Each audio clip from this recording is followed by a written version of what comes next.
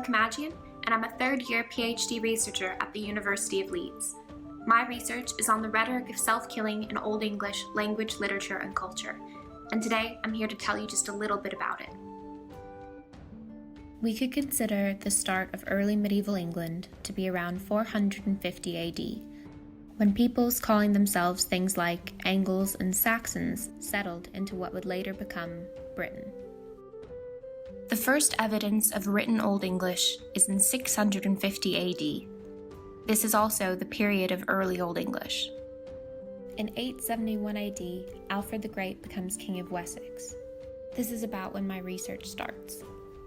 In 1066 AD, we have the Norman conquest of England. This is typically used as the cutoff for Old English, even though it continues, and the cutoff for the early medieval period.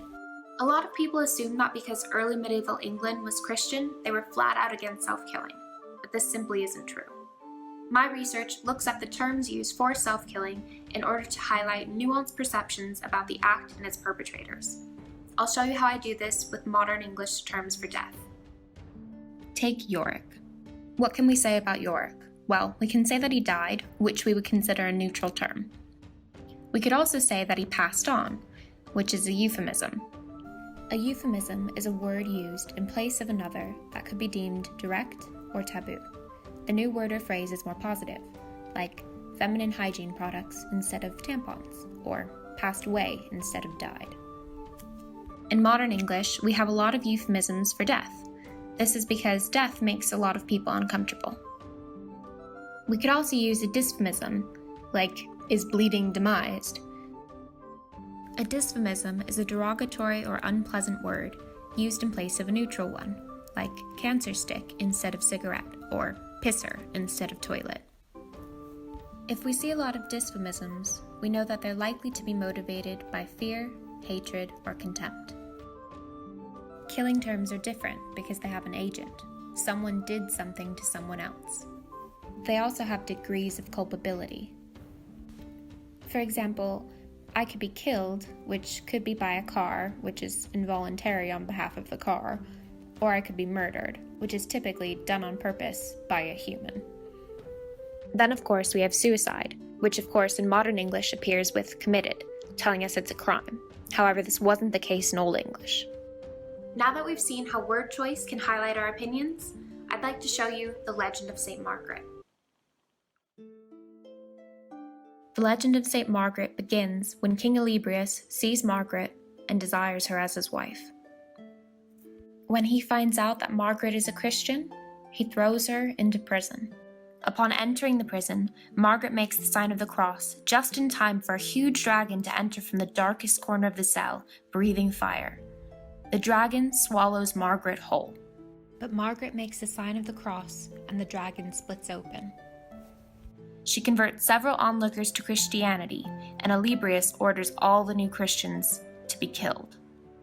Then he orders Margaret's execution. What happens next differs between manuscripts. So let's look at 5 different versions. In the first manuscript, Cambridge Corpus Christi MS 303, Malchus kills himself and goes to heaven. The addition of upon his sword to fall may be a euphemistic way to say killed himself, as it would if we said someone falls on their sword now. Next, we have London British Library MS Cotton Tiberius A3. In this version, Malchus pierces himself but doesn't go to heaven. Before stabbing himself, Malchus turns and asks the Lord to not reckon this against him as a sin. But what is this? The Tiberius version leaves the question open for debate. Is his self-killing a sin?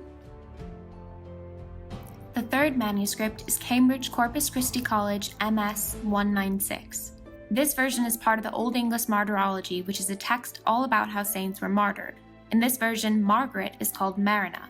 Afslag is typically used for violent stabbings. This verb, and the omission of Malchus's journey to God and protest for killing Marina, points to a negative conception of self-killers and self-killing. The fourth manuscript, Douay Rheims Bibliotheca Municipale 1395, relays that the executioner did not pierce his own body after killing Margaret. All it says is that he caquetted, which means he fell or died. It is likely that this scribe was uncomfortable with, or following an exemplar who was uncomfortable with, the idea of self-killing and going to heaven, and therefore left this open-ended. In the 5th manuscript, Karlsruhe manuscript, this manuscript is the only Latin manuscript in existence where Malchus kills himself. Here the manuscript uses the Latin percutio, percutere, to pierce, for Malchus's death, which clearly tells us it's a self-killing. Malchus did not ask God for forgiveness, but he still falls on the right side of Margaret, which in biblical terms is related to goodness and honor. After investigating these manuscripts in depth, we can compare them. Manuscript 1 uses euphemism to relay Malchus's self-killing. We could say this is a positive perception of self-killing. It is the only manuscript where Malchus goes to heaven. Manuscript 3 shows the most negative perception of self-killing. It is blunt, deliberate, and offers no sympathy towards Malchus. The other manuscripts range in response. 4 even obscures his self-killing entirely. This suggests discomfort surrounding positively portraying self-killing. These scribes could have copied the story in the same way, but instead they chose to vary their telling. This indicates how attitudes towards self-killing are varied. By closely examining different manuscripts and their language, we can establish a hitherto invisible history of self-killing.